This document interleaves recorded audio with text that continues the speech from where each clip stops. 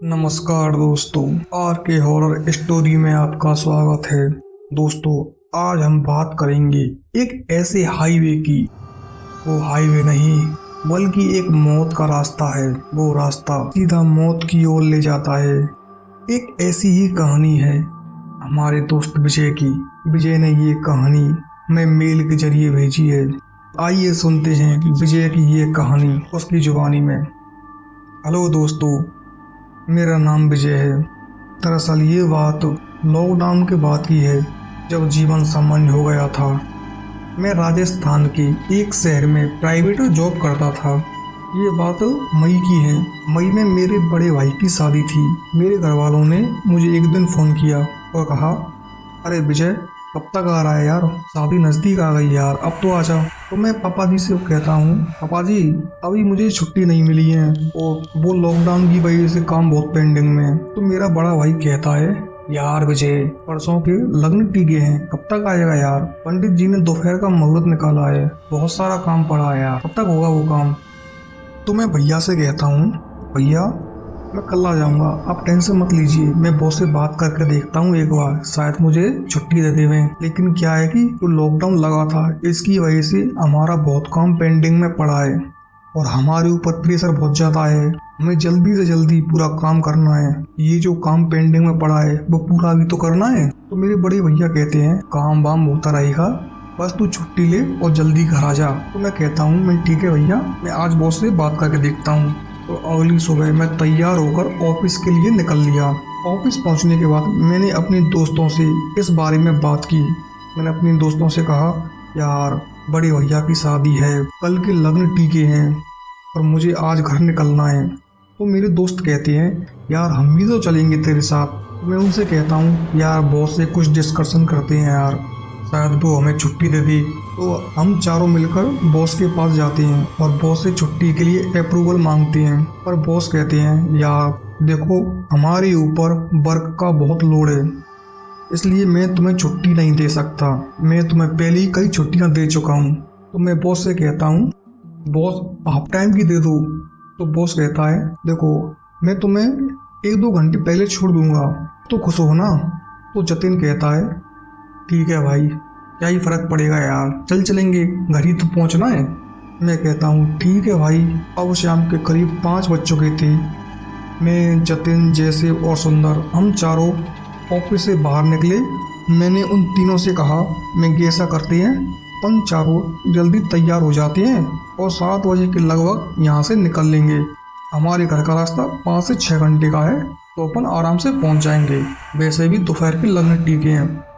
तो जतिन कहता है, देख भाई, हाईवे भी अच्छा है, डरने वाली कोई बात है नहीं, अपनी गाड़ी से ही तो चल रहे हैं, चल चलेंगे आराम से।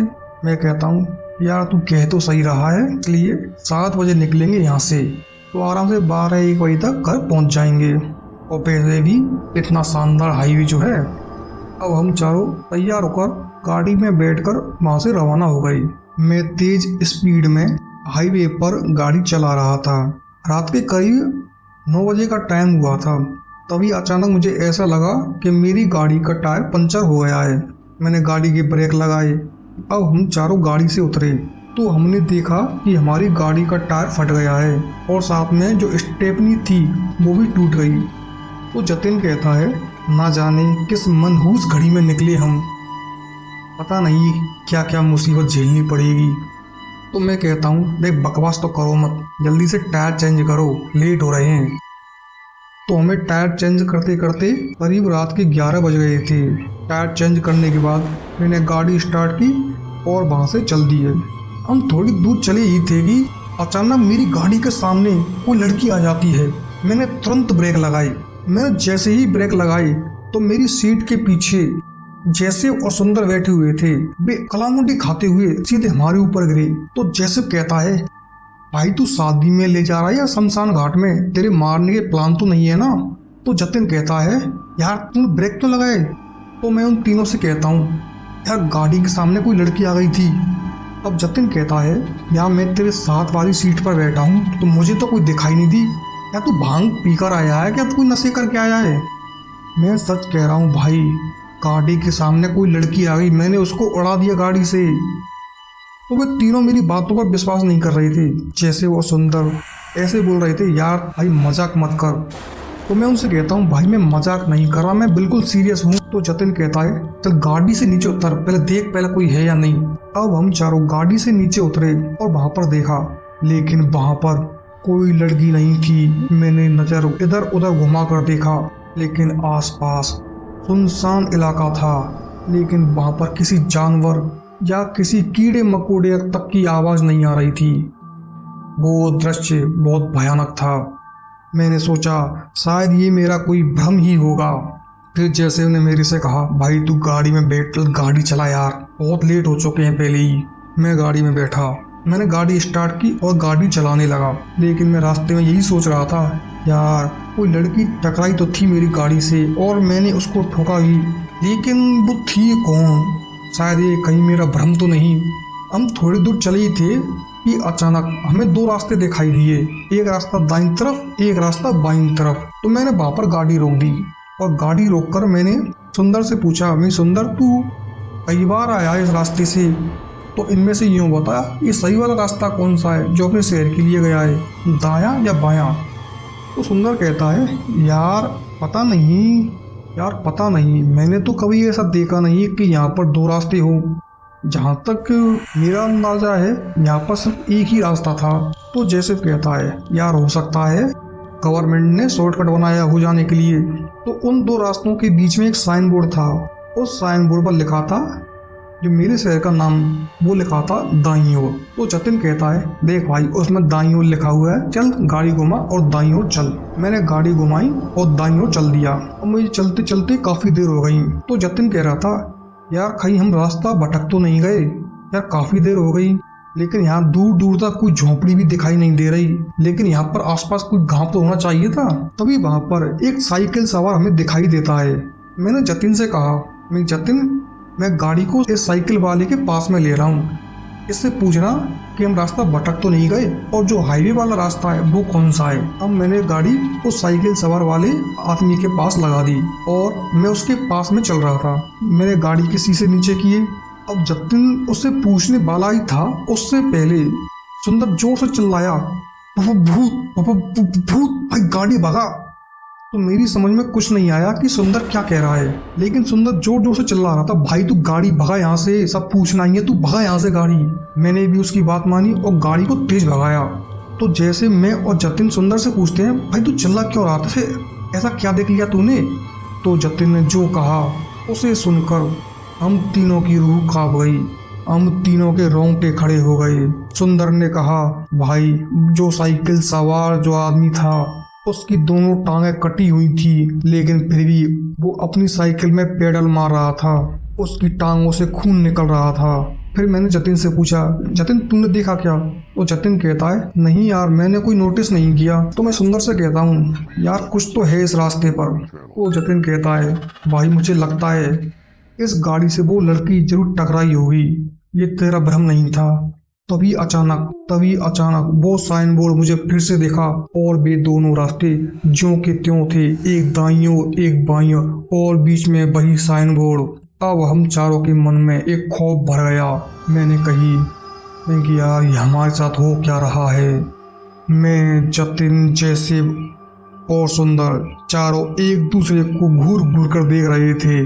जतिन कहता है, देख भाई अब की बार बाईं ओर लेकर देख, शायद हम अपनी मंजिल पर पहुंच जाएं। मैंने भी जतिन की बात मानी और अपनी गाड़ी को बाईं ओर घुमा दिया। अब हम थोड़ी दूर पहुंचे ही थे कि वहां पर मुझे एक गाड़ी दिखाई दी, शायद उस गाड़ी का एक्सीडेंट हो गया था। तो मैंने जतिन से कहा कि यार जतिन मुझे ऐसा लग रहा है कि वहां पर कोई गाड़ी है, वो पलटी हुई सी नजर आ रही है। तो जतिन कहता है, यार दिखाई तो मुझे भी दे रही है। जैसे वो सुंदर भी उस गाड़ी को देखते हैं तो वे भी कहते हैं, हाँ यार यहाँ पर किसी गाड़ी का एक्सीडेंट हो चुका है। तो मैं अपनी गाड़ी को उस गाड़ी के पास ले जाता हूँ। तो वहाँ पर मैंने देखा कोई महिला थी जो हेल्प मी हेल्पिंग चिल्ला रही थी और हमारी गाड़ी की ओर देख रही थी। मैंने गाड़ी थोड़ी सी आगे बढ़ाई और साइड में लगा दी। वो औरत भागती हुई हमारे पास आई और हमसे रोते हुए कहती है, भाई साहब हमें बचा लीजिए, हमारी गाड़ी का एक्सीडेंट हो चुका है, मेरे पति घायल अवस्था में है। प्लीज हमारी मदद कीजिए। तो जैसे कहता है यार इनको हमारी मदद की जरूरत है, तुम तीनों गाड़ी में बैठो, मैं देखता हूँ। तो जैसे गाड़ी से उतरकर उस कार की ओर गया जिसका एक्सीडेंट हुआ था। काफी देर हो गई, मैंने देखा कि जैसे वहीं खड़ा हुआ है। मैं जतिन से कहता हूँ मैं देखता हूँ यार, जैसे वो काफी देर हो गई लेकिन ये वहीं खड़ा हुआ है। मैं गाड़ी से नीचे उतरा और उस कार की तरफ जाने लगा। तभी जतिन ने मेरा हाथ पकड़ा और तुरंत गाड़ी के अंदर खींच लिया। मैंने जतिन से कहा भाई क्या होया तुझे? तो जतिन कहता है भाई तू साइड मिरर में देख एक बार। मैंने जैसे ही साइड मिरर में देखा तो मेरे डर की कोई सीमा नहीं थी। मेरे रोंगटे खड़े हो गए। मेरी हालत ऐसी हो गई जिसे मैं अपने शब्दों में बयां तक नहीं कर सकता। मैंने देखा जिस लड़की ने हमसे मदद मांगी थी उसका सर कटा हुआ था, उसके धड़ से खून बह रहा था। मैं समझ गया वो कोई औरत नहीं बल्कि एक डायन है। मैंने गाड़ी के गेट बंद किए और गाड़ी स्टार्ट की। तभी सुंदर कहता है भाई जैसे पीछे रह गया, पहले उसको तो बैठा। मैंने गाड़ी घुमाई और सीधा जैसिब की ओर ले गया, लेकिन जैसे ही मैंने जैसिब को बिठाने के लिए दरवाजे खोले तो वहां पर ना तो वो लड़की थी और ना कोई कार थी। अब हम तीनों एक दूसरे से कह रहे थे यार वो लड़की और कार कहाँ गई। हम तीनों की हालत तो इतनी खराब हो चुकी थी मैं बता नहीं सकता हूँ। मैंने कहा वो सब छोड़ो यार, पहले इस जैसिब को बिठाओ, निकलो यहाँ से। जैसिब वहां पर एकदम शांत खड़ा था जैसे कि वहां पर कुछ हुआ ही नहीं। मैंने जैसिब को गाड़ी में बैठाया और जैसिब गाड़ी में बैठने को तैयार नहीं हुआ। वो कह रहा था मुझे उस लड़की की मदद करनी है, छोड़ दो मुझे। तो मैं कहता हूँ भाई तू पागल मत बन, तुझे हो क्या गया है? वो कोई लड़की नहीं बल्कि डायन है। तू जल्दी से गाड़ी में बैठ और अपन को निकलना है यहाँ से। पर जैसे टस से मस नहीं हुआ। उसके बाद सुंदर और जतिन दोनों आए। हम तीनों ने जोर लगाकर जैसे को गाड़ी में बिठाया और गाड़ी के दरवाजे बंद किए। इसके बाद मैंने गाड़ी स्टार्ट की और सीधा चल दिया, लेकिन घूम फिर कर उसी साइन बोर्ड के पास हम फिर से आ गए। जतिन कहता है हम मौत के चक्रव्यूह में फंस चुके हैं, अब तो सिर्फ हमारी लाश ही यहाँ से बाहर जाएगी और मुझे लगता है शायद ये हमारा आखिरी दिन है।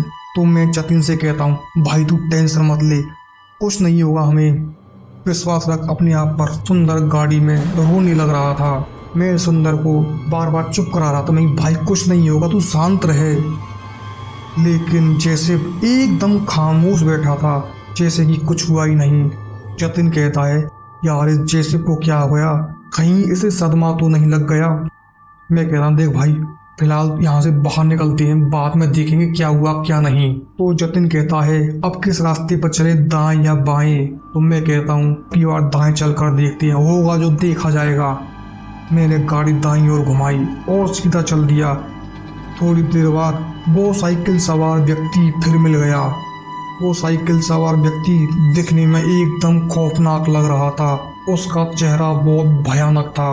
उसके दोनों पैर कटे हुए थे, उनसे खून की धारा बह रही थी। उसके गले में चाकू लगा हुआ था और उसके गले से भी खून बह रहा था। वो हंसते हुए कह रहा था हमसे अभी तो सिर्फ एक गया है, तुम तीनों की बारी है, दूसरा भी जल्दी जाएगा।